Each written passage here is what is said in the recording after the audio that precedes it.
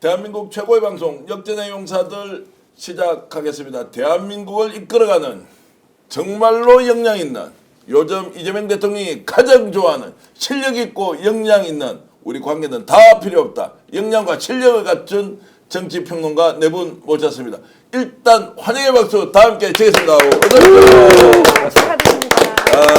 요즘 우리는 이재명 대통령 시대에 오로지 관계 다 필요 없다, 학교, 출신 지역, 성별, 나이 다 필요 없다, 오로지 실력으로 역전 용사들 만들어가 보겠습니다. 고발뉴스 이상호 기자 오셨습니다. 어서 오십시오. 네, 안녕하십니까. 오늘은 실력만 겸비한 게 아닙니다. 취재한 내용 보면 깜짝 놀라실 텐데요. 이야, 정말로 기대하셔도 좋습니다. 우리 조계원 더불어민주당 국회의원 오셨습니다. 어서 오십시오. 반갑습니다. 야, 이번 대선을 치르면서 노안이 더 심해졌다. 여수에서 국회의원 될 때 반쯤 죽는 줄 알았는데 이번에는 진짜 죽는 줄 알았다. 그렇게 열심히 하셨다면서요. 예, 제가 얼굴이 좀 많이 탔죠. 예, 좀 안 돼 보입니다. 아, 예. 새로운 정부가 출범했는데 얼굴이 환하게 변했는데 너무 힘들어가지고. 아, 그래도 마음은 날아갈 듯이 가벼워졌습니다. 예, 알겠습니다. 좀 더 목소리를 크게 빠르게 이렇게 하면서 오늘 방송 제대로 여러분들을 위해서 제대로 한번 만들어 가보겠습니다. 자, 조국혁신당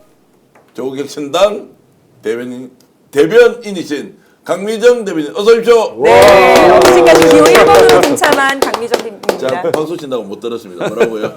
엊그제까지 기호 1번으로 활동한 예. 조국혁신당 강미정입니다. 자, 오늘부터는 그럼 어떻게 활동하시는 거예요?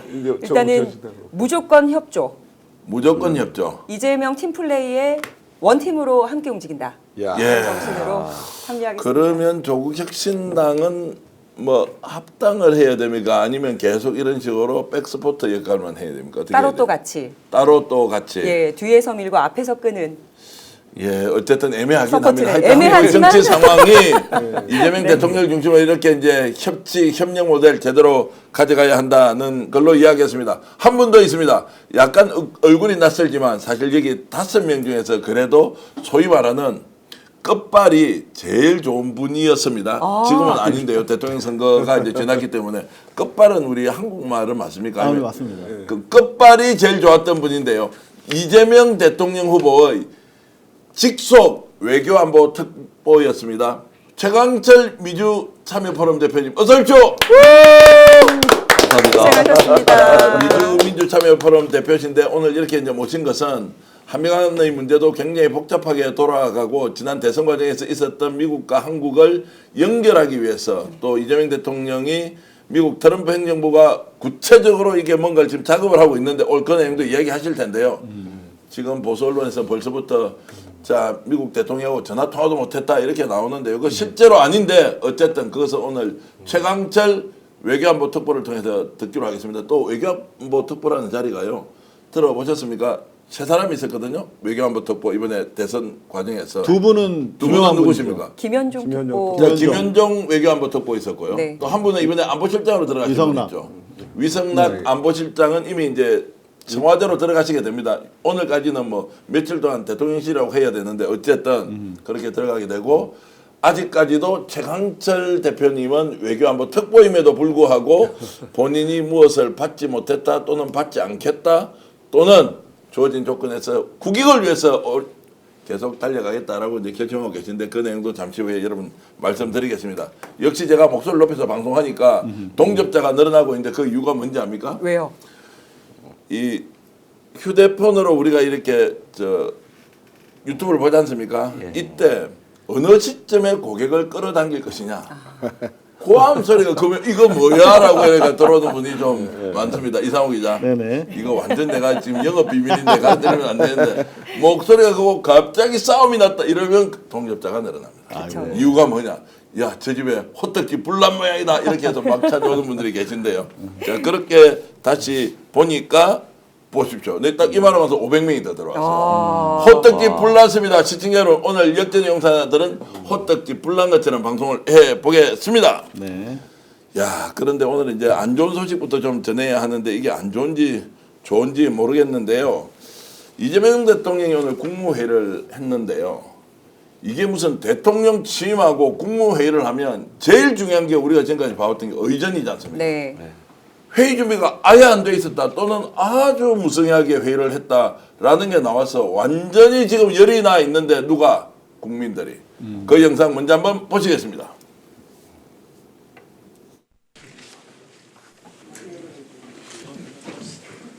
진행하시죠. 대통령께서 말씀을 시작해 네, 주시면 또 됩니다. 진행합시다. 네, 특별히 뭐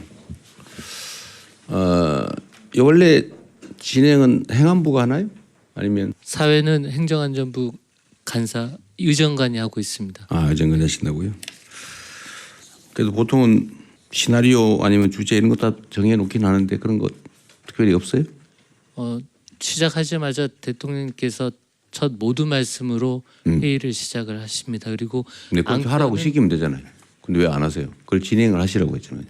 네, 대통령께서 모두 말씀이 있겠습니다. 네, 어색하죠? 우리 좀 웃으면서 합시다. 자, 우리는 다 우리 국민으로부터 위임받은 업무를 하는 대리인들이니까 그냥 국민을 중심에 두고 현재 우리가 할 최선을 다하면 됩니다. 어떻습니까? 좀 어색하지 않습니까? 좀 더 심하게 말씀드리면 이거 뭐야? 대통령이 첫 국무회의를 주재하는데 아무리 본인이 임명한 장관이 아니라 하더라도 최소한의 예의를 갖추고 준비를 하고 있어야 되는데 너무 이상했습니다. 특히 이재명 대통령이 얘기했듯이 회의 자료 같은 거 주는 거 아닙니까? 라는 이 말은 뭡니까? 결국 자료도 어떤 준비가 안 돼 있었다는 형식과 거죠. 절차로 진행하는지도 예고가 안 돼 있다는 거 아닙니까? 그렇죠.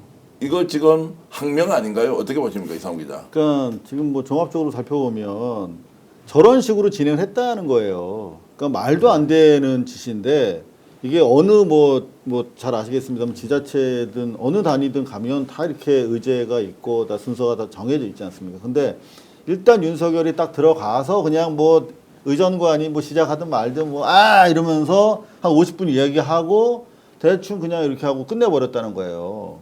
그러니까 뭐 어떻게 준비해야 될지 모르는 거죠. 실제로 의제별로 해서 다 사전에 다 보도자료도 나오고 그렇게 되지 않습니까? 그러면 그걸 가지고 이제 회의를 하게 되는 것인데 기사도 쓰고 그런 게 없었다는 거예요, 지금. 그러니까 제가 봤을 때 윤석열 전 대통령의 국정운영 방식은 지시, 내가 결단 내려가지고 이렇게 해 하고 탑다운 방식이어서 예를 들면 대통령실 유튜브가 그랬고 비공식 만남으로 공적 메시지를 살살 흘리면서 이게 떠도는 서동요처럼 돌아가게 만드는 잘 파악이 안 되는 국정 운영이었다면 이번에 이재명 대통령 첫 국무회의에서는 어색하지만 최선을 다해 주세요라는 그 메시지 하나가 이 정부는 권위보다는 관계 그다음에 통치 설득으로 하겠다. 쉽게 풀면 소맥 대신 김밥, 숙취 대신에 숙제로 시작된 국무회의였다. 이렇게 평가합니다. 자, 그래서 저게 실제로 회의의 형식이 없이 윤석열 자기 마음대로 회의를 한 것인지 아니면 오늘 첫 회의가 있으니까 당연히 의전팀하고 의논을 할 거 아닙니까? 그럼 우리는 어떻게 회의를 준비하면 됩니까? 그러면 행안부에서 연락해서 물어봐야 되죠. 그리고 뭐 경호하고 뭐 엄청나게 지금 강화돼 있을 거 아니에요. 그럼 거기에 맞춰서 이재명 대통령이 맞는 이제 페이퍼를 주고 시간 처음에 모두 발언 인사 어떻게 한다는 게 있어야 되는데 그게 아예 없어져 버렸다라고 하면 의도적으로 안 줬거나 알고 우리 떠날 사람인데 그래서 여러분 상상하는 것 뭡니까? 자, 용산 대통령실로 들어갔는데 아무것도 없는 텅 빈 인주도 공간. 그래서 꼭 뭐라고 얘기했습니까? 꼭 무덤 같았다 무덤 이렇게 같다. 했지 않습니까? 이제 이렇게 무성의하게 침뱉듯이 정권을 지금 이양하고 있는 과정에 오늘 국무회의도 그 단면을 보여줬다 이렇게 이제 보는 겁니다. 아나 잘해봐라 이런 네. 식이죠 사실상. 세상에 국무회의에 자료조차 없이 준비조차 안 한다는 게 이게 말이 되는 겁니까? 기본적인 상식에 반하는 지시를 하는 것이고, 그거 뭐 그 전에 뭐 프린터조차도 다 없애버렸다는 거 아닙니까? 뭐 프린터가 보안에 문제가 될 게 있습니까? 뭐가 있습니까? 근데 완전히 뭐 업무 방해죠 사실상 이건. 그래서 부탁 하나 드리면 일단 국회 돌아가시면 지금 저 상황이 뭔지를 이제 오늘 방송에 나와서 우리가 모르지 않습니까? 네. 저 이제 장면만 보고 우리가 해석을 하는 것인데 실제로 어떤 일이 있었는지는 다음에 출연하셨을 때 알아보니까 자, 이런 것이었다. 원래부터 저런 형식 파괴를 통해서 회의를 한 것인지 아니면 의도적으로 오늘 회의 자료를 안 만들었거나 안 줬거나 아니면 아예 골탕 먹어라 이렇게 했던 것인지. 들은 바로는 복합기라도 하나 남아 있으면 그 복합기 자체도 포렌식이 되기 때문에 어떤 문서가 뽑혀갖고 어떤 걸 팩스로 주고받았는지가 나온다는 거죠. 그래서 인주나 연필이나 종이조차도 없이 싹 치웠다는 의혹을 제기하는 분들이 많아요. 전자기기 하나도 남기지 말아라 라는 그거는 지시가 있었던 거 팩트고요. 아니냐. 그렇죠? 네, 팩트고요. 지금 뭐 당장 그런 문제 제기가 민주당 쪽에서 나가니까 아유 뭐 지난 윤석열 정권 때도 그랬다. 왔을 때 하나도 없었다 그러는데 실제 그때는 이제 청와대 버리고 이제 새로 신축 건물로 왔기 때문에 아무것도 없을 수밖에 없었죠.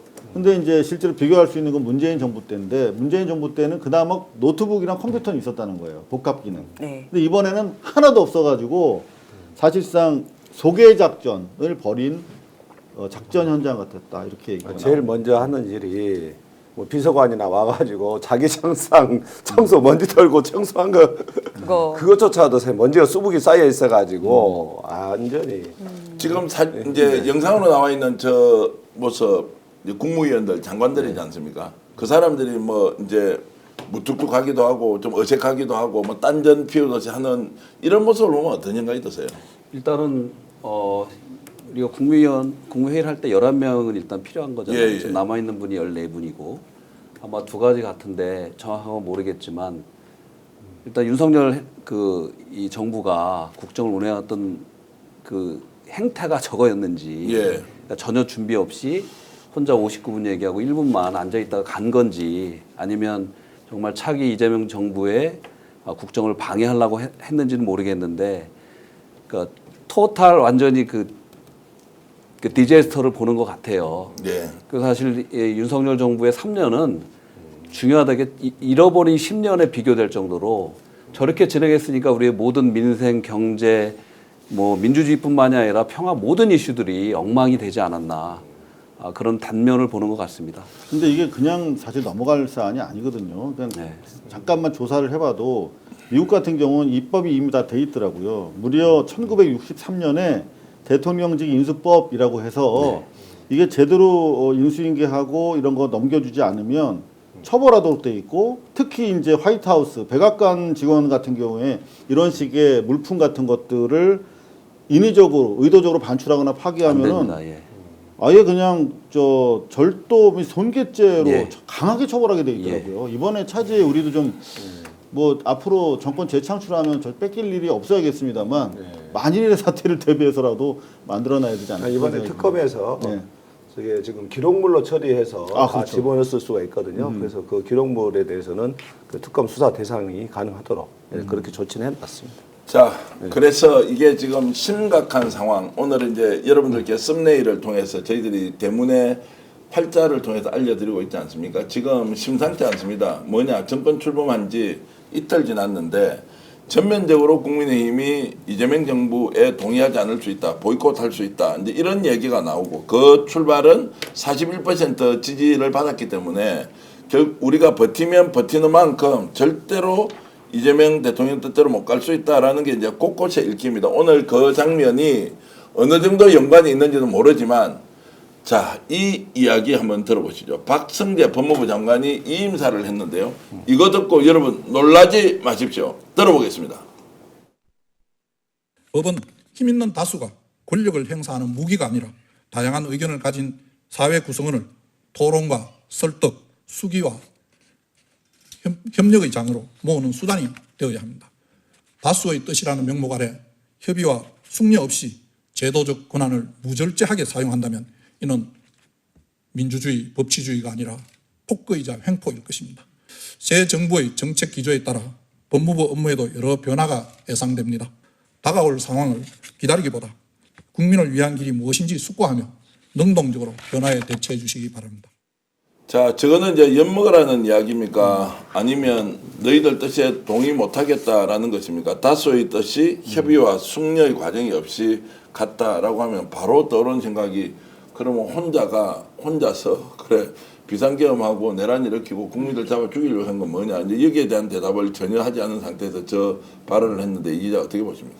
기본적으로 저는 한국말을 가지고 세종대왕을 능멸하고 능욕하는 지금 광경을 여러분들 보신 건데 지금 단어 사용이나 용례가 하나도 맞지 않잖아요. 지금 뭐 다수 뭐 의논하고 있는데 실제 지금 뭐 토론이 필요하다고 그래놓고 자기 계엄한 사람들 아니고 아닙니까? 그리고 지금 자기는 계엄과 관련해서 내란과 관련해서 주요 혐의자 중에 하나인데 뭐 제도적 권한을 무절제하게 사용하면 안 된다고 하면서 군을 동원한 지금 자신들이 한 거죠. 저런 말을 예. 한다는 자체가 네, 아, 자신들에게 정말 향하는 여전히, 말이죠. 네, 사실은. 여전히 그렇죠. 예, 예. 반성하지 않고 있다. 나아가서 예, 예. 지금 변화가 예상되는데 능동적으로 대처하자라고 하는 것은 조직적으로 항명하라라고 지금 예, 또 그렇게 다른 내란을 부추기고 있다라고밖에 볼 수가 없네요. 자, 저 검찰 김문수 사법부의- 지금 후보 그 오늘 캠프 해단식에서 나온 얘기가 저 해단식이 아니라 고국 출정식이다. 네. 사실상 지금 제3회 내란, 제2, 제3회 내란을 획정하는 출정식을 하고 있습니다. 저기. 네. 상황이 굉장히 난독해 돌아가서 민주당과 이제 이재명 정부가 어떻게 대응을 해야 할지 이제 정권 차원에서 뭔가 대책을 이제 수기하고 있을 텐데 이게 지금 출발 시점부터 굉장히 좋지 않다. 그래서 여러분 불편하지 않으시면 조금 전에 박성재 장관이 했던 그 말을 한 번만 더 들어보겠습니다. 한 번 더 틀어주십시오. 법은 힘 있는 다수가 권력을 행사하는 무기가 아니라 다양한 의견을 가진 사회 구성원을 토론과 설득, 수기와 협력의 장으로 모으는 수단이 되어야 합니다. 다수의 뜻이라는 명목 아래 협의와 숙려 없이 제도적 권한을 무절제하게 사용한다면 이는 민주주의, 법치주의가 아니라 폭거이자 횡포일 것입니다. 새 정부의 정책 기조에 따라 법무부 업무에도 여러 변화가 예상됩니다. 다가올 상황을 기다리기보다 국민을 위한 길이 무엇인지 숙고하며 능동적으로 변화에 대처해 주시기 바랍니다. 그러면 이제 윤석열의 내란 비상계엄에 대해서는 본인은 찬성 반대에 대한 게 없습니까? 그것을 촉발시킨 다수의 행포가 결국 이 사태를 만들었다고 규정하는 거 아닌가요? 지금 약간 인지 부조화 겪고 있는 분 같은데 예. 첫 번째 윤석열이 구속되기 전에 아마 한남동이랑 그다음에 용산에서 오더를 앞에 모여 있는 아스팔트 극우한테 낸 거랑 굉장히 비슷해요. 움직여주라. 근데 그때는 여러분을 믿는다. 이거 해달라고 굉장히 직접적이었지만 그거보다 좀 덜하게 지금 약간 교도소 들어가서 오더하는 느낌으로 굉장히 겁에 질린 채로 이게 마지막 발언 기회인 것처럼 이야기를 하고 있거든요. 그러면 다수에게 우리가 횡포를 당할 수 있으니까 조직적으로 움직여줘. 말한 아까 이상우 기자님 말씀처럼 움직여줘야 되는 세력이 있나 봐요. 외부에. 똘똘 뭉쳐달라고 지시를 하는 것 같습니다. 자, 그래서 지금 다수의 뜻이 사실은 국회의원 다수의 의결로서 이루어진 법안들을 전부 제도적 권한을 악용해서 거부권을 남발해서 그걸 무절제하게 사용했고 급기야는 내란을 일으킨 자들입니다. 결국 이 말 자체가 자신들이 향하는 말이에요. 제도적 권한을 무절제하게 남용해서 국민의 자유와 인권을 억압하려고 했고 국민에게 총뿌리를 겨눴던 자들 아니겠습니까? 그거에 대한 반성이 일절 없어요. 저희들이 이제 단독 보도 형식으로 여러분들께 알려드리는 것은 국힘이 이재명 정권 출범에 대해서 이재명 정부, 이재명 대통령에 대해서 전면적인 보이콧 가능성이 매우 높기 때문에 이것을 지금 제대로 알려드리고 대책을 세워야 한다. 오늘 국무회의가 그랬고 박성재 법무부 장관의 이 임사가 그랬고 하나 더 오늘 권성동 원내대표가 사퇴하면서 어떤 이야기 했는지 한번 들어보시면 역시 이들의 지금 속마음이 다 드러난다고 볼 수 있습니다. 권성동 원내대표의 얘기입니다. 우리도 여당을 해봤습니다. 돌이켜보건대 대통령 임기 첫날이 가장 힘이 넘치는 날입니다. 그런데 오늘 본회의 안건을 보면서 과연 이것이 새 정부 1호 법안이야만 했는가 그런 안타까움이 듭니다. 저부터 원내대표직을 내려놓겠습니다. 제가 원내대표직을 맡을 때 독이 든 성별을 드는 심정이라고 말씀드렸습니다. 대선을 앞두고 당의 분열을 막고 화합을 지켜내기 위해 당내 일각의 지속적인 도발과 자극 그리고 인격보도까지 감내했습니다. 자, 지금 이제 저렇게 이제 나왔습니다. 이제 본색이 일단 파악이 됩니까? 어떻게 하겠다는 게? 우리가 우스갯소리로 예. 국힘 안에 들어있는 우리 블랙팀, 레드팀, 권성동이라는 말을 해왔었는데 그렇게 해석하는 건 이제는 적절치 않은 것 같고요.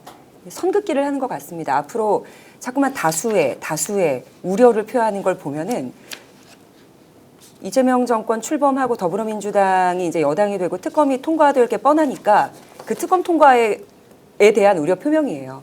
권성동도 마찬가지입니다. 그 특검을 하면 본인이 못 피해 가거든요. 네. 그래서 박성재 법무부 장관도 그렇고 권성동 전 원내대표도 그렇고 특검이 발발하면 난 죽었구나. 이거 막아줘라는 신호인 것 같아요. 자, 이 상태에서 그러면 이제 새로운 정부가 출범했고 국회에서 여야 간의 협치가 필요하고 뭐 이런 게 이제 있는데 네. 굉장히 어려워지는 것처럼 보이지 않습니까? 저런 부분은 너무 신경 안 써도 된다고 생각되는 게 예. 그 지금 세계 흐름을 모르고 있는 거예요. 세계 정치가 어떻게 흘러가고 있는지, 당장 국힘당에서 좋아하는 미국이 어떻게 흘러갔는지. 바이든 대통령도 그랬지만 트럼프 대통령은 첫날 46개 행정명령에 사인을 했어요. 지금까지 160개가 넘는 행정명령을 속전속결로 해결해 나가거든요. 근데 이번 대선이 어떻게 치러진 겁니까? 무엇 때문에 치러졌냐? 이 내란 사태 때문에. 그럼 거기에 관련된 여러 가지 법안과 이런 이 명령들을 해 나가야 되는 게 당연하고 첫날 그 중에서 의회가 하나의 역할을 한 겁니다. 그러니까 이제 세계 정치의 흐름이 어떻게 가는지도 이해가 잘 못하고 있는 국힘당으로 보이고 또 아까 그 법무부 장관 말씀하시는 것들은 저건 새로운 검찰과 사법부에 대한 그 또 다른 구태타를 하는 거 아니에요? 인커리지 하는 거 아니에요? 예비하고 있죠. 네. 예, 굉장히 부적절한 발언들로 이렇게 보입니다. 근데 사실 저게 어불성설인 게 네.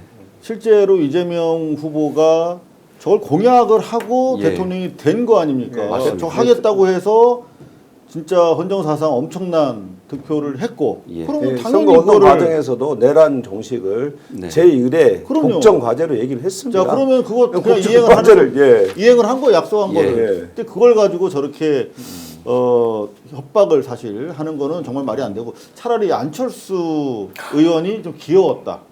안철수 의원이 뭐라고 하셨냐면 이재명 대통령은 거부권을 행사의 정의 이렇게 요구했습니다. 네. 근데 오늘 그 특검법안에 안철수 의원은 다 찬성표를 던지더라고요. 네. 근데 거부권 행사해달라고. 자, 이제 그런 부분인데 그래서 오늘 이제 특검법이 세 가지 3대 특검이지 않습니까? 김건희 특검, 내란 특검, 최상병 특검이 국회에서 당당히 통과됐는데 그 이제 표결 과정을 보면 자, 이탈표까지 나왔다라고 하는 것은 긍정적인데 자, 이 부분 때문에 아예 이제 국힘은 보이콧으로 들어갈 수 있다고 했습니다. 자, 우리가 준비한 영상이 있는데요. 최혜병 특검 통과했을 때 또 실패했을 때 오늘 마지막으로 했던 것 이렇게 편집해 놓은 게 있는데 직접 한번 보시겠습니다. 부결되었음을 선포합니다. 우리 해병대 예비역연대는 최혜병 특검을 거부한 국민의힘과 윤석열 정권의 참수작전을 할 것을 선포합니다. 국내 국회의원들, 당신의 손자가 죽었다 해도 이런 행동하시겠습니까? 나라가 이게 뭡니까? 해병 수사 방해 및 사건 은폐 등의 진상 규명을 위한 특별검사 임명 등에 관한 법률안은 가결되었음을 선포합니다.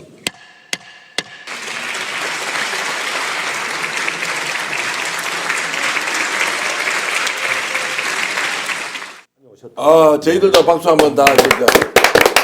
오래 기다렸습니다, 정말. 예. 저걸 얼마나 기다렸습니까? 지금은 거부권 행사도 하지 않을 것이고 세 번의 거부권 거부권. 행사를 할 수가 없다. 국민의 뜻이 다 담겨 있다라고 오늘 대통령실에서 의견을 내놨고요. 자, 저걸 이제 하게 됐다는 이 강개무량한 상황을 우리 조계원 의원께서는 학생운동하면서 옥살이라고 고생 엄청 하셨던 분이 민주화를 위해서 오늘 저 장면을 폭거에 내란에 이런 수괴들을 이제 처벌하기 위한 저 특검법 통과 어떻게 생각하십니까? 예, 오늘 특검법이 세 가지 특검법이 통과되는데 그 최혜병 특검법이 통과되는 순간에 우리 해병대 출신 전우들이 그 상당히 많이 왔습니다. 한 100여 명 가까이 오셨는데 다 거수 경례를 하시면서 정말 고마워하더라고요. 지금 세 번에 걸쳐서 거부권이 행사된 끝에 이번에 드디어 통과가 되었고요.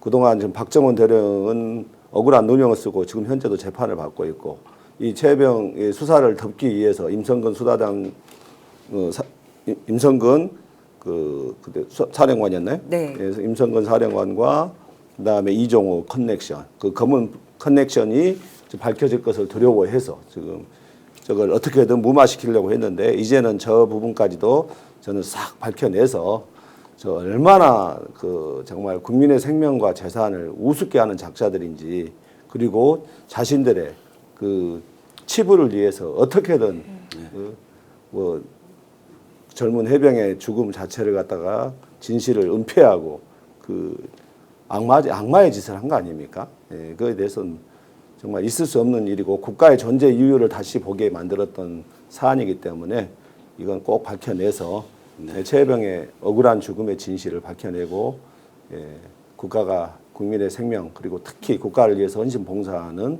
우리 군인들이 국가를 위해서 다시 정말 충성하고 소임을 다할 수 있는 계기를 만들어야 된다, 이렇게 생각을 합니다.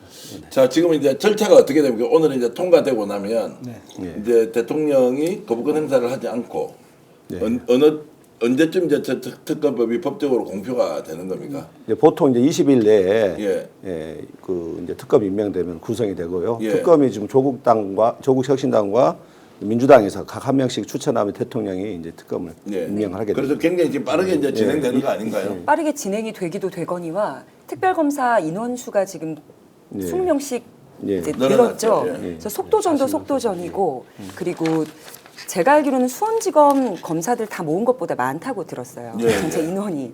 그래서 아마 좋은 결과, 빈틈없는 수사가 이루어질 거라고 확신을 합니다. 특검에는 이제 주로 변호사들이 많이 들어가서 하는 그렇죠. 거고, 수사관들도 외부에서 들어갑니까? 아니면 수사관들은 아예 경찰이나 검찰 수사관들이 차출돼서 옵니까? 차출되죠. 차출되는 걸로 차출되는 들었습니다. 것이고, 수사관들도 또 바깥에서 일반인도 들어가는 거죠. 대신에 그렇게는 안 당적이 됩니까? 없는, 당적을 둔 적이 없는 변호사 출신. 노영희 변호사님은 안 돼요. 수사관도 아마 아마 마찬가지로. 당적이 1년. 예. 1년 이내 탈당 경력이 당적이 뭐 있어서. 노영희 변호사가 안 되는 걸 여기서 갑자기 이야기. 그러네요. 지난번 노영희 변호사님이 특검하고 싶다고 그랬었잖아요. 자, 그러면 이제 당적. 특검을 하게 되면 이제 한번 물어보겠습니다. 국회에 이제 의원을 하고 계시니까 세 가지 특검이면 세 개가 이제 특검 단위 구성이 되어서 각 특검별로 각자 이제 수사를 진행하지 않습니까? 각자 진행하죠. 각자 진행을 하게 되는 거고, 그러면 이제 그 과정에서 중간 브리핑이 나오면 1, 2, 3 하루에 3개 같이 나올 수도 있고, 이제 굉장히 속도감 있게 한 사람 한 사람 소환되는 내용이 다 나오면 정말로 이게 다이나믹하게 좀 국민들이 알고 싶은 것들을 속속 이렇게 내놓을 수 있겠네요. 그렇겠죠. 자, 그러면 이제 특검을 하면 특검 검사 세 사람과 그 특검의 특검 검사보가 붙는 거죠. 이분들이 이제 그 다음에 2인자가 되는 거, 그 특검단에. 야, 그렇게 되는데 지금 이제 누가 그러면 이제 선정을 합니까? 대한변협하고 같이 다 지금 이제 의논을 하고 있을까요? 어떻게 됩니까? 민주당과 조국혁신당은 이미 이제 특검을 임명할 사람을 대충 정해놓은 건가요?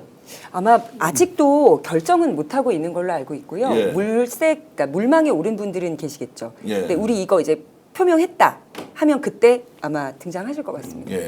이미 상당히 지금 풀을 구성해 놓고 있는 걸로 저는 전해 듣고 있고. 그러니까 저게 이제 정확한 정보이겠죠. 왜냐하면 이게 지금 벌써 4차례 가깝게 기각이 된 바가 있기 때문에 이미 그 당시부터 물색에 놓은 분들이 상당한 걸로 알고 있습니다.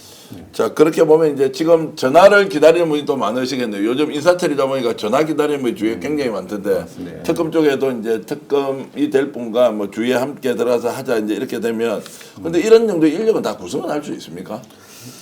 충분히 하겠죠. 한 50명씩 다 이렇게 한다고 하면 가능한가요? 줄을 서 있지 않을까요? 줄을 서 있다. 특검을 굉장히 하고 싶어하는 분들이 굉장히 많은 거예요. 제 주변에도 하고 싶어서 이게 사실은 너무나 국민적 관심사인데다가 이게 사실 박수받을 일이잖아요. 뭐 정치적인 사안을 넘어서는 국민적인 주요 관심사이기 때문에 이런 것들을 자기가 특검팀을 참여해가지고 해낸다는 건 뭐 법률가 뭐 수사관이라면 다 하고 싶어하는 그런 사안인 것 참고로 같습니다. 제가 저번 윤석열 정부에서 그 민주평통 미주부의장을 하고 있을 때 저를 이제 석동현 그 40년 지기가 직무정지 해임을 시켰잖아요. 그 이제 명확한 불법 행위라 이제 해외 동포 70명이 고발을 했어요. 정부기관의 최초의 역사상. 그러니까 저도 당사자니까 고소를 했는데 그때 도와주겠다고 해는 뭐 차장검사 출신 누가 후배가 있었는데 윤석열 정부가 무서워서 그걸 못했어요.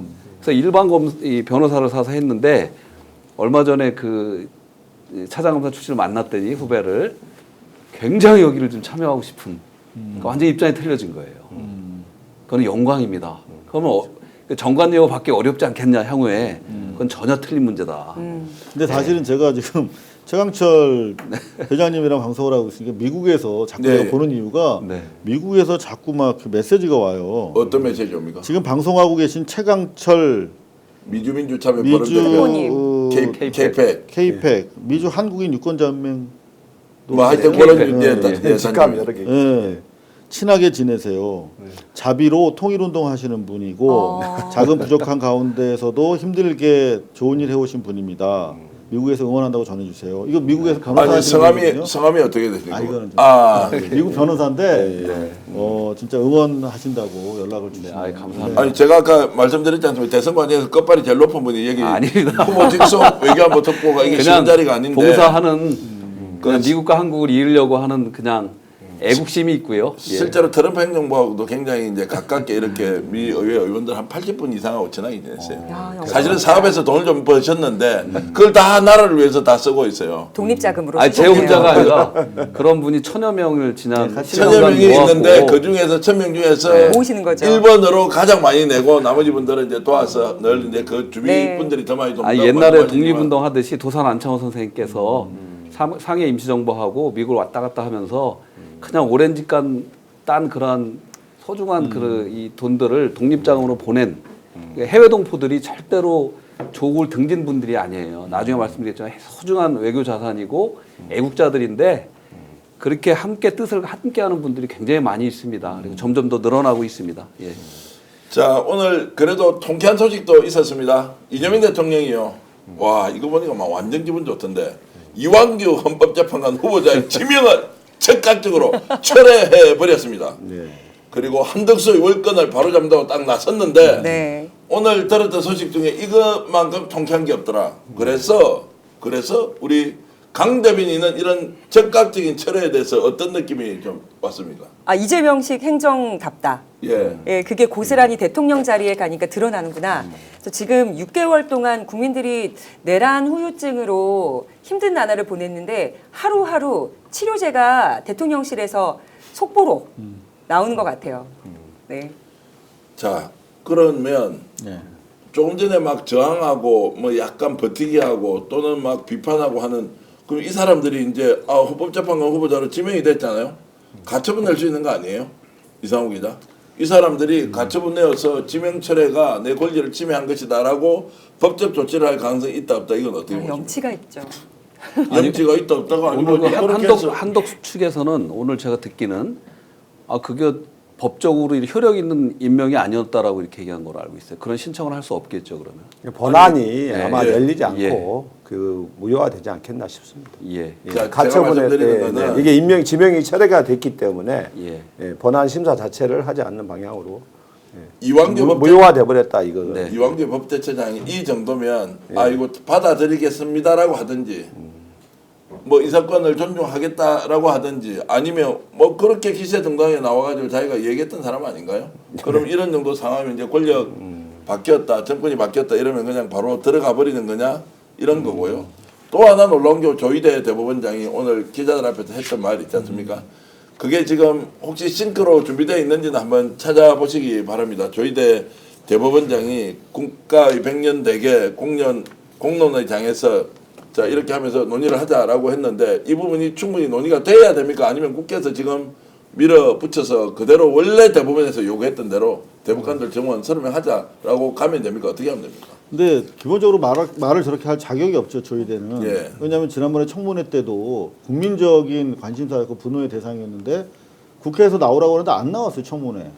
근데 이거는 자기들이 일찍이 법원에서 요구했던 사안이고 심지어 내란당에서도 이거는 지원이 필요하다고 했던 사안이기 때문에 이제 와서 이거 반대한다는 입장도 아니에요. 정확하게 보면은 협의할 수 있다, 설명하겠다 이런 거거든요. 그러니까 자기네 밥그릇과 당장 관련된 사안에 대해서는 어떻게든 자기들 뭐 이해관계를 관찰하겠다라고 하는 것이니까 국민들이 봤을 때 너무나 선택적 대응 아닙니까? 지난번에 진짜 자기들이 해명해야 되는 거. 너희들 이거 자료 보기나도 하고 이렇게 속전속결 한 거냐? 라고 우리가 물을 때는 안 나오고 또 자기들이 요구했던 사안에 대해서 이거를 그러면 너희들 그럴 시간이 없으니까 인력 보강해 줄게 사실 국민 예산 가지고 사실 우리가 돈 쓰는 거거든요. 근데 거기에 대해서는 자기들이 숟가락 얹겠다 이거는 누가 봐도 선택적인. 조희대 대법관이 이거 우리 민주당이 통과시킨 법안 자체를 잘 이해를 못한 것 같아요. 1년에 4명씩 이렇게 해서 총 16명을 늘린다. 그러니까 이게 단기간에 늘리는 게 전혀 아니잖아요. 네. 근데 조희대 대법관은 단기간에 대법관을 과반 늘리는 것은 이제 이렇게 이제 아마 내부적으로도 그 얘기가 제대로 안 된 상황에서 엉뚱한 답을 한 것 같고요. 저는 조희대 대법관은 이런 말을 할 자격이 절대 없다. 그렇죠. 지난 4월 4일 윤석열의 파면 이후에 이틀 후에 복집에 모였지 않습니까? 그때 윤석열의 사실상의 장인인 김충식과 그리고 정상명 전 검찰총장, 한덕수 그리고 조희대. 네. 그 조희대가 이재명은 내가 알아서 하겠다. 사실상의 이재명을 대법원에서 날릴 그런 생각을 제거하려고 했죠. 거기서 얘기를 했다는 거죠. 왜 한덕수 총리가 대권의 꿈을 꿨겠는가. 이 양반 정말 소극적이잖아요. 매사에 소극적이고 우유부단하고 이런 사람이 대통령 꿈을 꿀 수 있는 언지를 준 게 저는 조희대 대법관이다. 근데 요 사안도 예. 사실은 이제 서영교 의원께서 예. 법사위에서 그래, 질의한 내용인데 그렇죠. 이것도 가타부터 얘기를 했어야 되는 거예요. 조희대가 나 그날 복집에 안 갔어. 만약 갔으면 갔는데 뭐 그런 얘기는 안 했어. 아니면 갔는데 그 얘기 했는데 증거가지고 이거 와전된 거야라고 뭔가 해야 되는 거예요. 이게 정말 중요한 사안이기 때문에. 예, 그런데 중요한 사안입니다. 여전히 이런 방구 입장을 밝히지 않고 있다는 거. 자, 이제 그 부분은 4명이 실제 모였는지 모이지 않았는지 이렇게 이제 경론이 지금 현재 벌어지고 있어서 어쨌든 국회에서 나왔던 이야기인데 당사자가 해명을 하지 않은 것은 사실이니까 네. 진위 여부에 대해서는 좀 제쳐놓더라도 지금 현재 조희대 대법원장이 저런 스탠스를 보이는 마치 중립과 균형감을 확실하게 가지고 있으면서 대법원을 운영하고 있는 것처럼 보이는지 이해 못한다는 국민들이 너무 많습니다. 조희대 대법원장이 오늘 어떤 얘기했는지 직접 한번 들어보시겠습니다. 우리가 헌법과 법률이 예정하고 있는 대법원의 본래 기능이 뭔지, 그리고 국민을 위해서 가장 바람직한 개편 방안이 뭔지 이런 걸 계속 국회에 설명을 하고 계속 협조할 필요가 있다는 생각이, 또 공론의 장이 마련되길 희망하고 있습니다.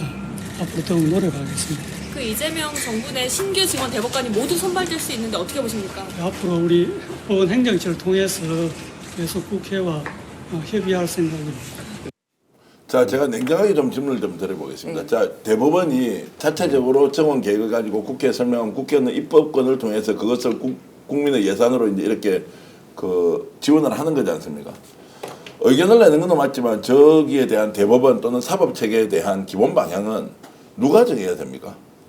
저는 국민이 정해야 된다고 생각해요. 국민이 정해야 되죠. 국민이 정해야 되면 국민이 대의로 나 대신 일해주라고 예. 뽑은 국회에서 정해야죠. 예. 그리고 국회가 이 일정에 대해 잘 모른다. 그러면 아까 조희대 대법관처럼 협의를 통해서 하는 것도 사실은 정당한 발언이라고 생각은 합니다. 근데 저 사람의 말 속에 뭐가 숨어 있냐면 우리가 알아서 할 테니까 사법부의 독립성은 인정해줘. 그러니까 간섭하지 마. 라는 뜻이 숨어 있는 것 같고요.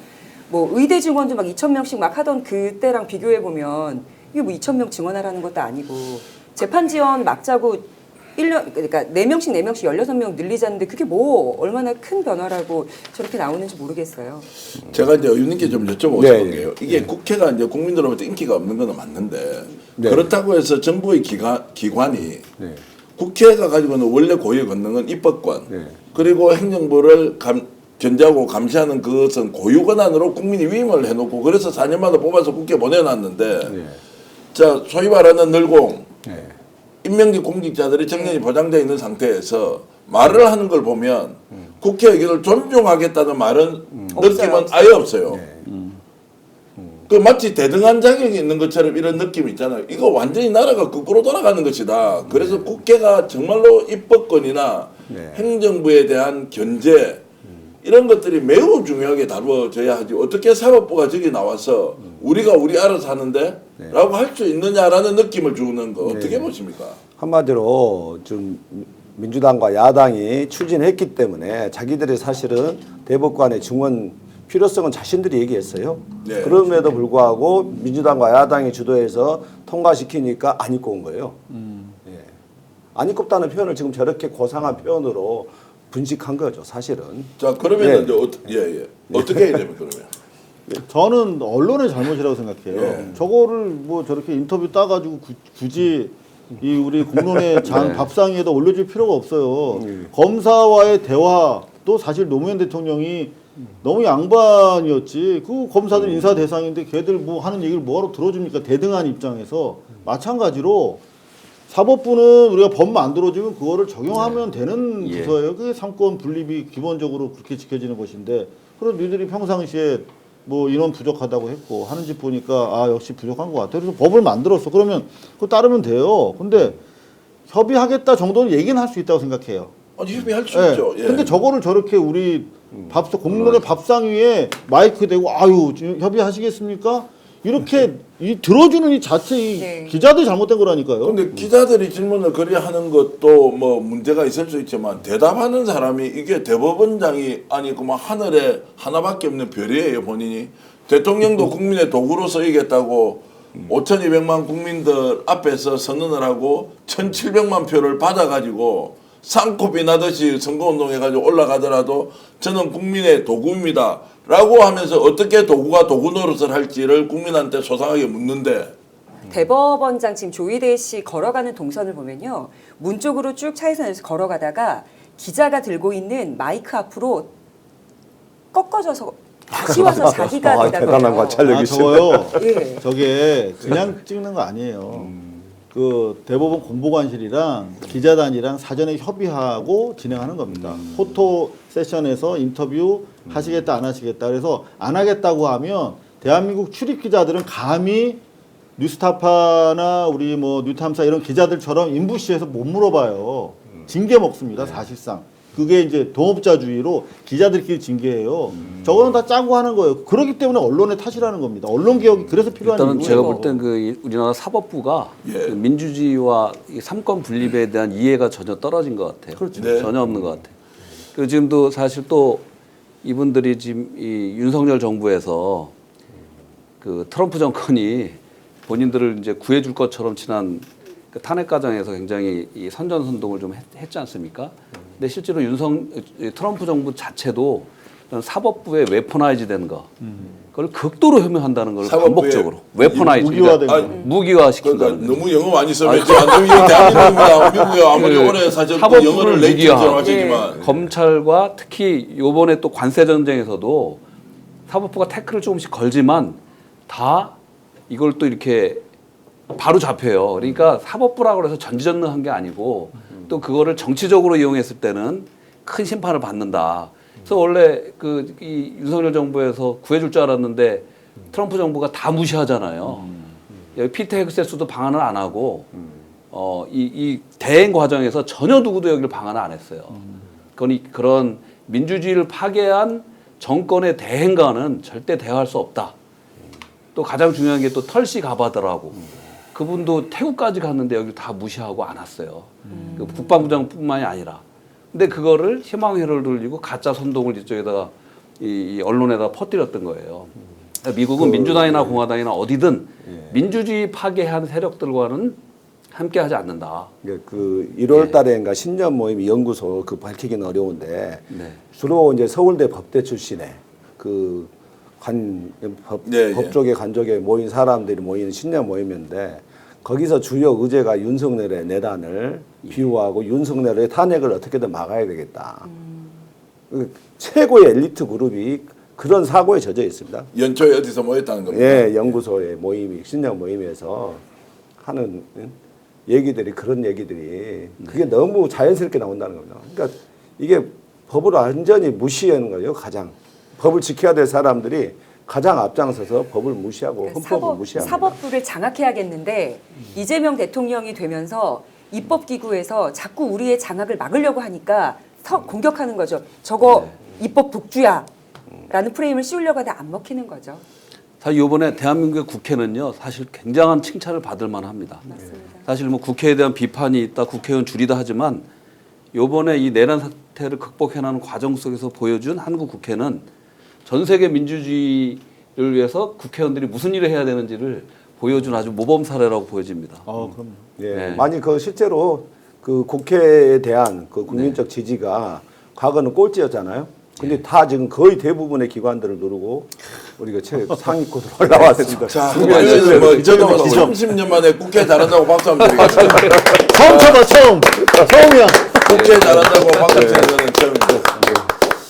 근데 이제 더 잘해야 될 것이 우리가 지금 목격하고 있지 않습니까? 당사자가 알고 있든 모르고 저렇게 그냥 본능적으로 행동하는 것이든 자, 국민위에서 군림하고 있는 사법부의 수장 그리고 국회를 어떻게 바라보는지 느낌 오지 않습니까?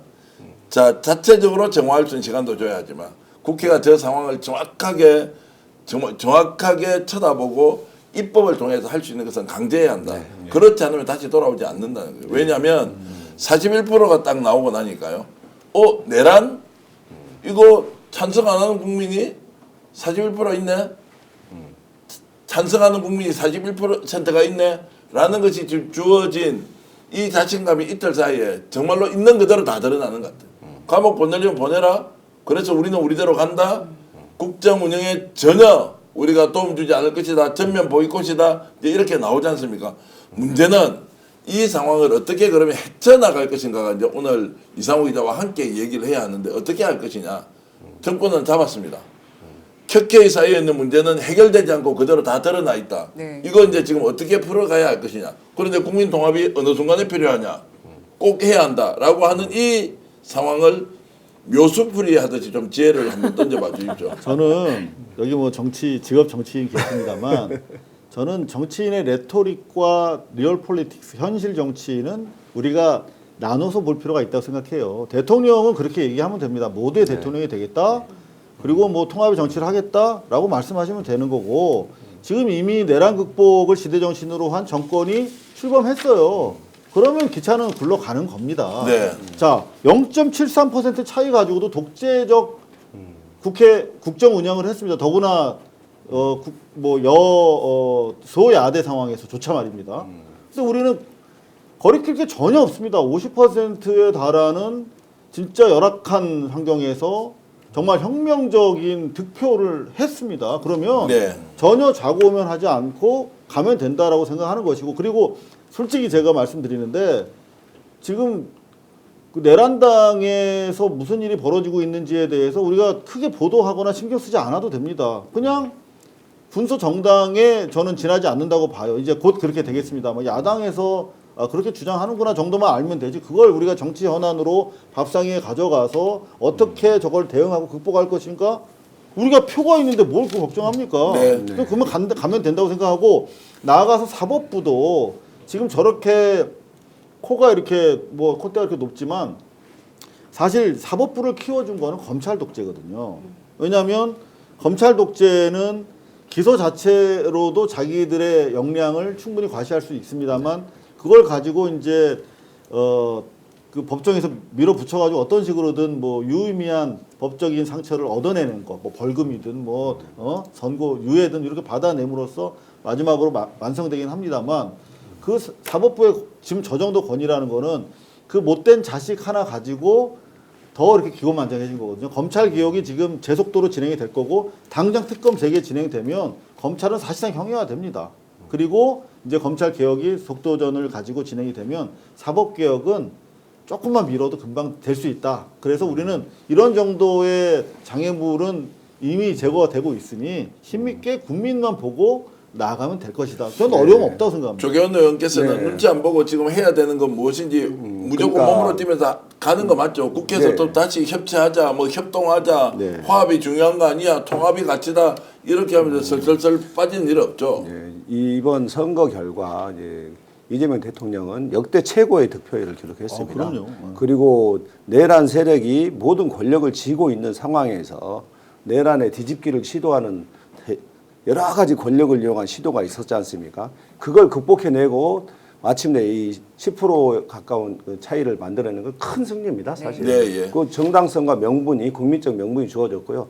다만 지금까지 허구에 이재명 후보에 대해서 저들이 만들어왔던 범죄자와 악마와 가짜 뉴스 이것들에 의해서 이제 지역주의가 결부된 거 아닙니까?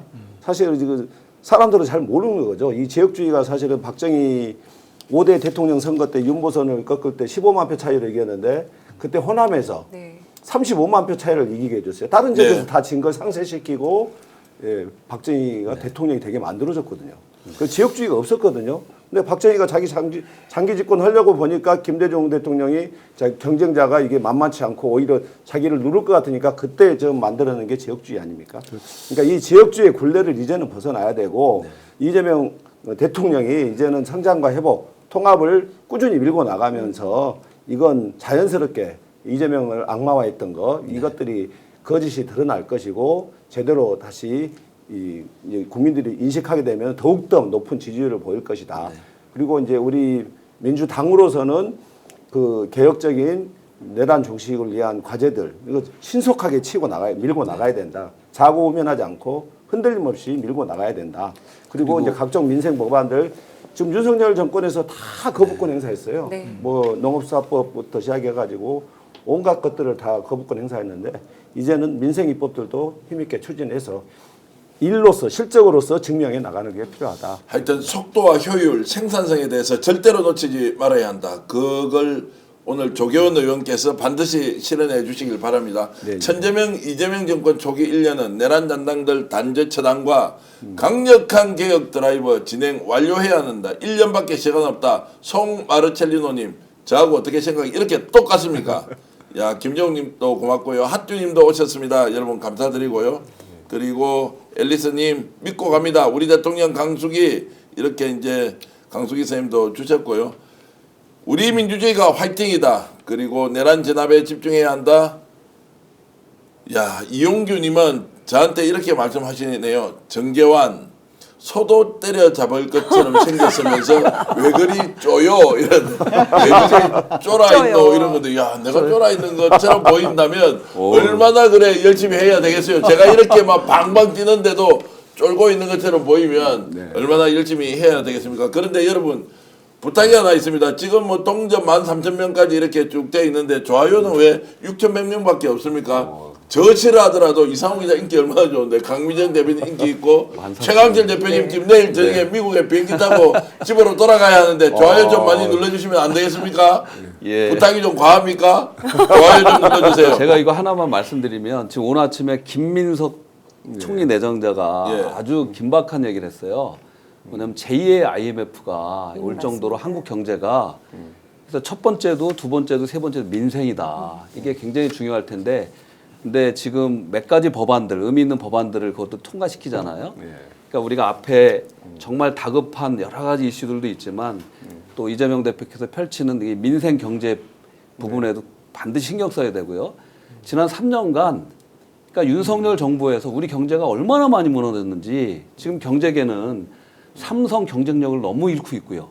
현대자동차도 마찬가지고 뭐 하이브리드에서 전기차 가는 과정에서 뭐 지금 경제 토론은 아니지만 롯데 그렇고 모든 기업들이 포스코도 그렇고 정말 큰 문제가 있을 수 있는데 저는 이 말씀을 드리고 싶어요. 우리 경제는 이제 남북미 교리 협력을 이뤄내야지 한반도의 미래 성장 동력이 생겨요. 남북미. 그런데 이 남북미를 항상 우리 정권이 주도하려고 하면은 그동안 색깔론, 이념론. 그래서 김대중 대통령이나 노무현 대통령이나 문대통 대통령 다 실패한 거예요.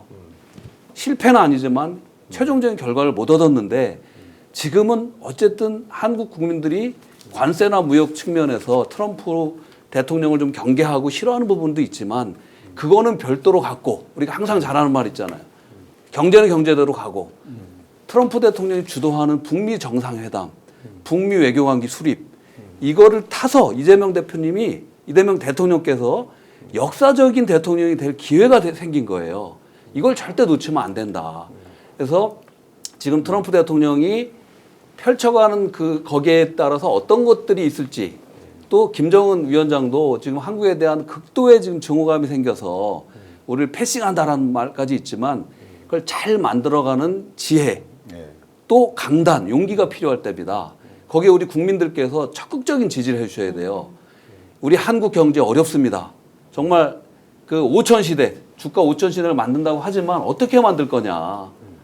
당장 코리아 디스카운트만 없애면 거기에서 1,000%, 2,000%가 생기는 건데 거기에 핵심은 바로 남북미 평화 협력의 시대를 여는 거다. 그래서 이 부분도 관심을 많이 가져줬으면 좋겠다는 말씀을 꼭 드립니다. 저는 사실 최 회장님 예. 오셔서 이 얘기를 듣고 싶었어요. 왜냐하면 지난 트럼프 베트남 회담 때 저희 고발뉴스는 3개월 동안 거기 살았어요. 오기 네. 전부터 계속 우리는 이것만 하겠다. 왜냐하면 정말 중요한 사실 문재인 정부 다 안 해도 되는데 그것만 성공시켜도 완전히 역사에 남는 대통령 그리고 정부다 이렇게 우리는 생각을 했지 않습니까? 근데 마지막에서 근데 이번에는 트럼프가 그때 그 털보 누구야 어깃장 놈 존 볼튼. 볼튼이 날렸잖아요. 그놈 새끼 때문에 안 됐다라고 공개적으로 고발했어요. 그래서 이제 볼튼 털보도 없고 완전히 외수됐잖아요. 하겠다는 의지 가지고 지금 접촉하고 있는 걸로 알고 있고 지금 윤석열 때문에 우리 패싱됐다가 일본이 더 지금 치고 나가고 있는 걸로 지금 정보지에 계속 뜨고 있지 않습니까? 그 와중에 이재명 대통령이 됐기 때문에 이제는 더구나 오늘 주식시장 이재명 대통령 5천 공약하고 나서 오늘 2,820선까지 돌파했어요. 이틀 사이에 근데 거의 그 통일 관련주들이 오늘 20%까지 올라간 거 아십니까? 정동영, 이종석 지금 정동영 통일부 장관 얘기 나오면서 지금 이제 최 회장님이 활약하실 시기가 오고 있습니다. 자, 어쨌든 정말 이것만 갖고 몇 시간을 얘기해야 되는데 그럼요. 우리 국민들께서 어쨌든 트럼프의 조금 안 좋은 점도 있어요. 분명히. 그렇지만 아니, 이분이 우리는 뭐 펼쳐가는 얘기할 부분은 그런 얘기할 필요도 없을 것 같고요. 그리고 북미 관계가 좋아지는 것이 네. 우리 국익에 도움이 된다. 그리고 이 평화도 도움이 된다. 이 관점에서 20대 남자들 있잖아요. 지금 걔들한테 북한 미국이랑 정상화 돼가지고 이제 일자리 열리잖아요. 20대 남자들 다 이재명 지지할 수밖에 없어요. 맞습니다. 자 그렇게 만들어가는데 이야기가 이렇게 가면 재미없지 않습니까? 배경을 좀 업하기 위해서 분위기를 좀 업하기 위해서 여러분께 질문 하나 드리겠습니다. 김민석 국무총리가 임명이 됐지 않습니까? 지명이 됐죠. 이제 국회에 이제 통과해야 하는데 퀴즈 하나 드리겠습니다. 제가 이제 여러분들을 깜짝 놀라게 한 게 퀴즈인데 국무총리 후보가 김민석 의원뿐만 아니라 다른 분들도 많이 있었을 거 아닙니까? 시청자 여러분들도 이 퀴즈에 답을 좀 해주시면 되겠습니다. 국무총리로 검토됐던 분 중에서 가장 깜짝 놀랄 만한 인물이 누구였을까요? 아시겠습니까? 국무총리로 거론됐던 분 중에서 가장 깜짝 놀랄 만한 인물은 누구였을까요? 라는 게 제 질문이고요. 이것은 우리 사전에 예고돼 있지 않은 질문입니다. 여러분들 혹시 올려주십시오. 국무총리 중에서 제가 나중에 답하면 깜짝 놀랄까요? 국무총리 중에서 검토됐던 인물 중에서 가장 놀랄 만한 사람이 누구였을까요? 우와. 정답 맞추시나요? 홍준표. 예, 나왔고. 충격이에요, 그러면. 충격. 자, 아니 검토됐던 사람 중에 가장 놀랄 만한 인물이 누구였습니까? 이상호 기자님? 박용만 거론됐지만 어쨌든 두산그룹 회장도 거론이 된 게 있고요. 또 유시민. 와. 저도 그 말씀을 들었는데 한국은행 총재도 검토가 됐고요. 이창용 한국은행 총재도 검토가 됐는데 가장 놀랄 만한 인물이 와 지금 올라오네 다 이분들 어떻게 다 알아요? 텔레파시를 다 보냈거든요. 가장 놀랄 만한 인물은 김어준 총수는 좀 그렇고 아니고 대법관 꿈나무던데요, 김어준. 혹시 전개화는 없던가요? 그러면 이제 스피스 망합니다. 일단 망하는 거니까 말씀 조심하세요. 외모로 보면 국방장관이죠. 확실하죠. 아니 외모로 보면 오히려 농림부 같아요. 그런데 제가 오늘 오해 들어보니까 실제 검토가 됐던 분이 지금 올라오고 있습니다. 유시민 작가가 총리 후보로 거론이 되었다 또는 검토가 되었다. 두 번째 퀴즈가 더 중요합니다.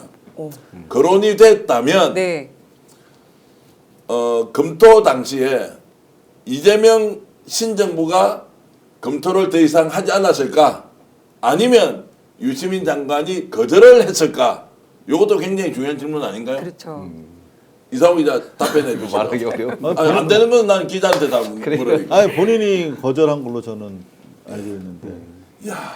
연봉 협상에서 아닌가요? 조금.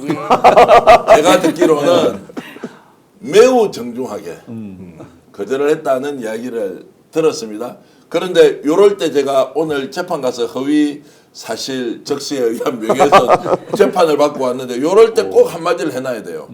요 말을 여러분 다 믿지 마십시오. 제가 재미있으라고 하는 이야기니까 자, 이렇게 약간 쉴드를 쳐야 된대요. 어찌됐든 네. 본인이 정중하게 거절했다. 간절하게 바라긴 했다. 누가? 이재명 신정부가 간절하게 바라긴 했으나 정중하게 거절했다라는 소식 들으면서 유시민 작가님이 참 대단하신 분이다. 그리고 왜 또 신정부에서 총리를 한번 해줬으면 좋겠다고 제안을 했을까라는 면에서 그래서 어제 밤 늦게 12시가 넘어서 이재명 대통령이 김민석 예, 총리 지명자한테 전화를 하거든요. 그런데 그 전날 우리가 스픽스에서 단독 보도로 하셨어요? 단독 보도 이제 아니 총리가 지명되는 것은 알고 총리 지명 과정에 어떤 일이 일어났는지를 단독으로 보도한 게 있었는데요. 네. 그걸 한번 들어보시고 나서요. 더 깜짝 놀랄 만한 인터뷰가 있는데요. 자, 제가 했던 말 잠깐 한번 들어보겠습니다. 밤 12시가 지나서 연락을 해서 그때까지만 하더라도 비서실장으로 가지 않겠느냐라고 예상하고 보통 그렇게 알고 있었지 않습니까? 근데 전화를 해서 의원님께서 국무총리를 맡아주시면 고맙겠습니다. 이렇게 하면서 완전히 놀라가지고요. 김민석 의원이 너무너무 놀라가지고 그랬다는 이야기인데요.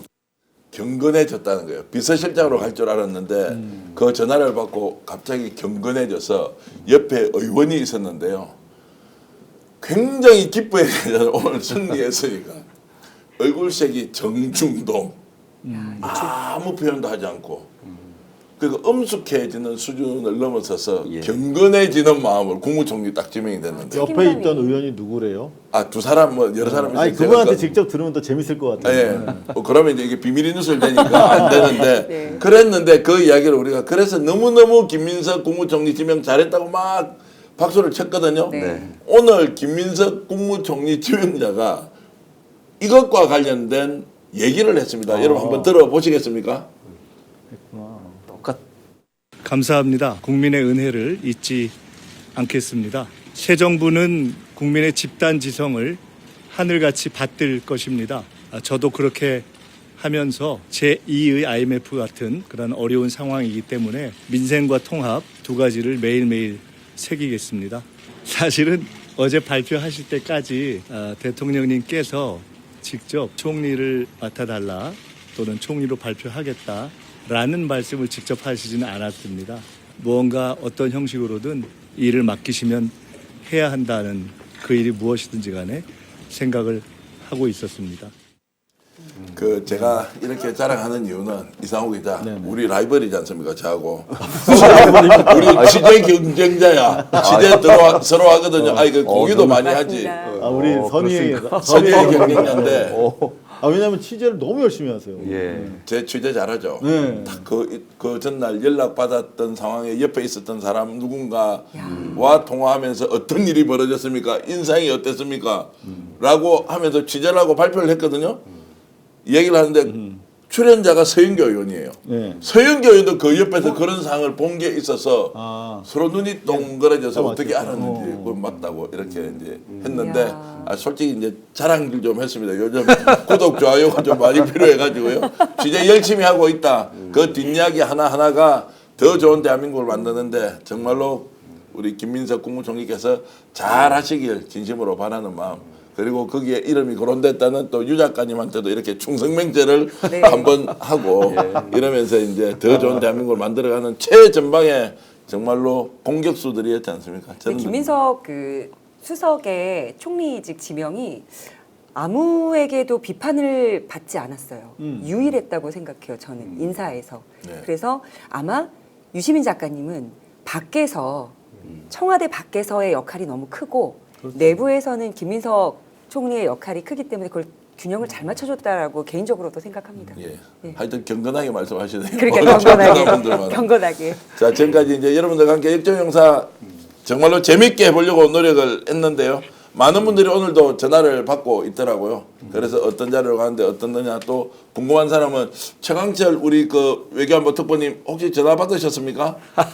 아 저는 다시 미국으로 민간인으로 돌아가서요. 돌아가서 예, 우리 한미 관계 발전. 예. 또 이재명 정부와 또 트럼프 정부의 북미 관계 회복을 통한 역사적인 일을 만들어 나가는데 최선을 다하는데 미 의회에서 참고적으로 한반도 평화 법안이 나와 있어요. 네. 그러니까 의회에서 우리 국회도 이와 비슷한 이 상응하는 그런 움직임들을 보여줬으면 좋겠고요. 그렇게 할 거라고 믿고 그것을 위해서 최선을 다할 겁니다. 제가 이제 보태 말씀드리면 후보 직속 외교안보 특보가 3명인데 한 사람 안보실장 갔어요. 한 사람도 중요한 통상 관련된 일을 맡을 가능성이 높습니다. 김현종 그 우리 통상교섭본부장 전. 그러니까 한 분 더 계신데 전화 와가지고 어디 갑니까 물어볼 거 아니에요. 그 연락 안 와요. 연락될 것 같은데요. 기자들을 30년 했잖아요.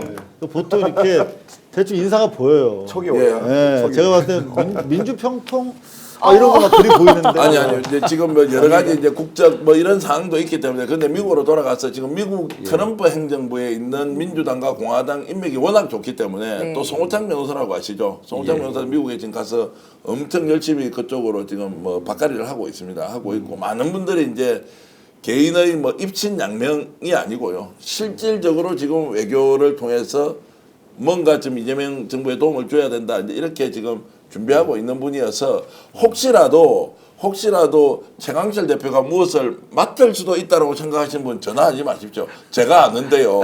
그런 것보다는 오히려 혈혈단신으로 백의종군하는 마음으로 정말 나라를 위해서 최선을 다하는데 근데 이 우리 최 대표님 꿈이 하나 있습니다. 전 세계에 있는 우리 대한 동포들이 정말로 외교의 최천병이 되어서 외교관한테 맡기지 않는 민간 외교를 통해서 대한민국의 힘을 전 세계에 알리자 이런 운동을 좀 하고 계세요. 글로벌 짧게 말씀드리면 이제는 공공외교 시대를 넘어서 신공공외교 시대예요. 근데 우리 외교관님들 정말 힘들고 바쁘지만 외교관들이 힘을 못 쓰는 게 그러니까 외교관만 하기 위해서 그런 거예요. 근데 이 신공공외교의 핵심은 뭐냐면 공공외교의 대상만 넓히는 게 아니라 정부 대 정부가 아니라 정부 대 의회, 정부 대 시민단체, 대학 이렇게만 넓혀가는 게 아니라 외교 주체의 확산. 이게 이재명 대표께서 이걸 깨닫고 계신 거예요. 이재명 대통령이 대통령님께서 내 마음속의 대표. 그러니까 글로벌 선진 강국의 외교를 알고 저 같은 사람을 특보로 최초로 임명한 거예요. 그 참고로 이런 말씀 안 드리려고 그랬는데 네네. 제가 연세대학교에서 박사학위를 받았는데 공공외교 가지고 이제 박사학위를 받았거든요. 그러셨습니까? 네. 근데 실제로 가장 중요한 변화를 스스로 만들어 나가고 계신 거예요. 맞습니다. 그 한국 외교 역량 강화를 위해서 가장 필요한 일을 하고 계신 겁니다. 그러니까 외교 담당 공무원들의 역할보다는 해외에 있는 750만 동포들이 대한민국 외교를 전 세계에 알리는데 가장 유효하잖아요. 맞습니다. 민주주의 있죠, 문화 있죠, 문화 안에서도 음식 있죠, 음악 있죠, 아까 스포츠 말씀하셨잖아요. 회장님께서 웨포나이즈 해야 된다고. 웨포나이즈 해야 되는 바로 이게 퍼블릭 디플로마시. 그렇게 이게 자연스러운 게 왜냐면 그러니까 지금 외교관이 돼서 그러니까 정부 관료가 주체가 되는 외교는 외무고실보는 외교관들이 중심이 되잖아요. 그런데 우리 외교원실은 그분들이 열심히 하십니다. 정말 열심히 하는데 대개 3년에 이제 이 로테이션을 해버려요. 그러면 적응하는데 1년, 한 1년 하다가 또 떠나는데 1년. 지금 이런 외교는 성공할 수 없어요. 맞아요. 지금은 공공외교를 먼저 한 나라가 미국이고 그래서 성공을 했고 이제 우리가 K공공외교, 신공공외교 시대를 열어가는데 그 주체를 확대해야 된다. 그러니까 말만 민간 외교관이라고 하면 안 돼. 낙하산 이런 근데 게 실제로 아니라, 이분들이 나서야 돼요. 그래서 그걸 이제 국가가 조정해 줘야 돼. 대통령께서 말씀한 게 있잖아요. 첫째, 충직해야 된다. 그건 뭐냐면 애국심과 정의감이 있는 사람, 열정이 있는 사람, 그리고 능력이 있는. 전 세계 어디에 있든 글로벌 인재를 쓸 수 알아야 돼요, 이제는. 그래서 대한민국이 커가는 거예요. 20년 전에요. 제가 외교부 출입할 때 외교관들 영어 시험을 봤어요. 네. 토익 같은 거. 근데 영어 점수가 평균 60점도 안 나왔어. 그러니까 영어도 할 줄 모르는 애들이 가서 외무고시 봐가지고 외교관 한답시고 있으니 외교가 되겠냐고요. 이거 평생 거기서 살고 나면서도 여전히 애국심 가지고 불타는 우리 시민 동포들이 나서야 되는 거예요, 이제는. 그래서 제가 보태서 말씀드리면 대사를 반드시 공무원이 해야 되냐고. 주요 국가의 대사든 그 주요 국가 한국을 가장 잘 잘하는. 연결할 수 있는 그 네. 나라를 잘 아는 네. 그런 외교관도 포함된 민간 영역에서 사람을 찾아 써야 되지. 영사, 외교부 공무원하고 정치권에서 국회의원 했다고 내 쉬는 시간에 한 3년 놀러 가자고 어느 나라에 영사로 갔다 한두 명 본 게 아니지. 그 도시를 가장 잘 알고 그 도시에 살고 있는 우리 동포들을 가장 아끼면서 대한민국을 더 키울 수 있는 사람이 영사로 나가야 되지. 인재풀이 넓어져야 되죠. 맞습니다. 이런 거 반드시 실현해야 됩니다. 거기에서 이분은 단 0.1도 개인의 사리사욕을 위해서 하는 사람이 아니다. 그래서 전 세계에 계신 동포 여러분께 말씀드리면 최강철 대표한테는 줄 서봐야 소용없다. 줄 서봐야 소용없다. 공직 안 합니다. 저는 민간인으로 가야지 영향력이 있고 네. 또 여기는 정말 인재들이 많잖아요. 네. 한국이 공직을 맡을 수많은 인재들이 있기 때문에 우리가 미국에서는 우리뿐이 못해요. 누가 해줄 수 있는 게 아니거든요. 그러니까 미국에 있는 동포들, 해외에 있는 동포들이 우리만 할 수 있는 게 있다. 그러니까 각 지역에서 각 국가에서 정치 참여해야 돼요. 유권자 운동 해야 되고 후원해야 되고 거기에 정치인들을 그런 일들은 누가 하냐? 우리가 뿐이 못하는 거예요. 그러니까 우리는 그 일을 해야 된다. 전 세계적으로 예. 750만 재외동포가 있는 나라가 드물 겁니다. 네. 뭐 K 외교의 새로운 지표를 한번 만들어. 그리고 맞아요. 이런 말씀하실 자격이 있어요. 왜? 산증인. 지금 이번에 그 개표 결과 나왔어요. 오늘 예. 재외국민 투표 민주주의 이재명 대통령에 60. 대한 지지율이 66%가 넘어요. 예. 그러면은 이런 말씀 항상 민주주의와 평화를 갈망하는 게 해외 동포예요. 맞습니다. 우리 최강철 특보님 덕분에 외교의 구조 자체가 변할 것 같아서 굉장히 기대가 됩니다. 그러니까 저도 예. 듣고 공부가 돼가지고요. 저도 저는 다 대충 사건 줄 알았는데요. 아직까지 이렇게 깨어나는 거 보니까 야 정말로 큰일을 하시겠다. 재외동포 여러분 좋겠습니다. 우리 스피스 방송 봐주시는 분의 12%가 외국에서 보고 계시거든요. 이제 여러분들 큰일 났습니다. 일해야 됩니다. 이제 놀지 못해요. 대한민국을 위해서 돈 생기는 거 아닌데도 열심히 일해야 돼요. 대신 돈은 없더라도 돈은 안 생기더라도 자부심이 생기고 민족적 자긍심이 생기는데 야 이걸 전 세계와 함께하면 인류 공영에 우리 이바지하는 거 아닙니까? 인류 공영에 이바지할 수 있는 일을 최강철 대표 하신다고 더 잘하시라고 노력하시라고 우리 박수 한번 드리겠습니다. 대단하십니다. 야 진짜 방송은 이렇게 의미 있게 하니까요. 좋네요. 여러분은 어떻습니까? 오늘 방송 좋았습니까? 제가 광고 하나 해야 되는데요. 떠나시면 안 됩니다. 광고 끝나고도 제가 할 이야기가 하나 있습니다. 광고 시작하겠습니다. 좋아요 누르지 않으시면 좋아요 좀 눌러주시면 고맙겠고요. 자 인터넷 비교원 광고하겠습니다. 최대 128만 원 현금 지원하는데요. 인터넷 신규 가입 시 48만 원, 휴대폰 구입 시 최대 50만 원, 정수기 렌탈 시 최대 30만 원 드립니다. 자 인터넷 가입과 동시에 알뜰폰, 휴대폰 새로 장만 없이 현재 쓰고 있는 휴대폰의 통신사만 변경해도 최대 30만 원 혜택을 돌려드립니다. 인터넷 성능은 거기서 거기입니다. 혜택 잘 비교하시길 바랍니다. 23년 동안 60만 명의 누적 가입자가 있었다. 이거 이미 검증된 것 아닙니까? 그리고 개인정보 보안도 철저해서 한 건의 보안 사고도 없었습니다. 인터넷 비교원, 인터넷 휴대폰 정수기 비교는 비교원에서 하십시오. 서경석 생각하시면서 인터넷 비교원 이용해 주시면 고맙겠고요. 자세한 내용은 1670-2571을 통해서 상담받거나 네이버에 인터넷 비교원 검색하시고 상담 신청하면 됩니다.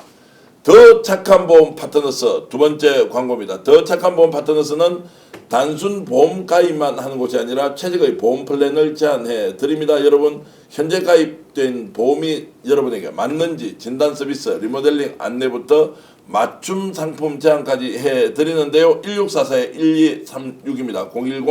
010-7612-3303으로 하시면 카톡 문자 상담 예약 가능하고요. 24시간 예약 해 놓을 수 있습니다. 더 착한 보험 정말로 믿을 수 있는 젊은 사람들이 청년 정신으로 정의로운 마음으로 하고 있으니 더 착한 보험 이용해 주시면 고맙겠습니다. 그리고 하나 더 저희들 스픽스몰이 있는데요. 스픽스몰이 지금 개편 작업을 한참 하고 있습니다. 정말로 혜택을 이제는 구독자에게 돌려준다는 정신으로 공동구매 사이트처럼 운영할 것인데요. 스픽스몰도 많이 이용해 주시기 바랍니다. 자, 제가 마지막 한 말씀 드린다고 하니까 여전히 9,000분이 남아 계십니다. 41% 득표의 비밀. 어떻게 해서 국힘은 41%까지 갔느냐. 35% 넘고 40%는 넘지 않았을 것인데 왜 이렇게 마지막에 표가 몰렸느냐. 혹시 말씀해 주실 분 있습니까? 박근혜가 움직였는데 박근혜가 표를 모았다. 뭐 이런 거 이명박도 움직였다. 이제 이런 여러 가지 이유가 있는데 제가 어떤 분으로부터 이렇게 얘기를 들었습니다. 놀랄 일이 아니다. 대한민국의 기득권 구조라는 것은 원래 이런 것이다. 이재명 대통령이 아무리 잘하더라도 그 잘하는 것이 모든 국민에게 공평하게 평등하게 돌아가고 기회의 공간을 열어주는 것이 불편한 사람도 분명히 대한민국에 있을 거다. 네. 원래 우리는 같은 학교 나왔지, 같은 동네 살았지, 너 내하고 네트워크 있지, 너 잘 봐주면 내 뒷돈 줄 테니까, 야, 내 아이 어려운데 당신 내 아이 좀 책임져 주세요. 온갖 부탁, 온갖 네트워크, 온갖 혈연 지연 확인을 얽히고 설켜서 다 만들어 놓은 이 대한민국이 어떻게 이재명 대통령 한 사람으로 바뀔 수 있겠느냐. 거기에 익숙한 사람은 그것으로 자신의 삶의 방식을 유지하려고 하는 속성이 있다. 맞습니다. 그래서 너무 41% 받았던 것에 대해서 슬퍼하지 마라. 이겼다. 1700만 표 얻지 않았느냐. 이런 이야기를 하시더라고요. 그것을 믿고 좋고 싫고 좋아하고 이런 걸로 생각하지 마시고 그런 현상 위에 있으니까 끝까지 정의와 진실이 지켜질 수 있는 것은 국회는 국회대로 언론은 언론대로 재외 동포는 동포대로 조국혁신당은 조국혁신당대로 열심히 해주시면 고맙겠다. 이 말씀을 드리면서 이재명 대통령 시대를 열어주신 여러분들과 그리고 대한민국 모든 국민들과 750만 재외 동포 여러분들을 위해서 격려와 응원의 우리 박수 한번 드리겠습니다.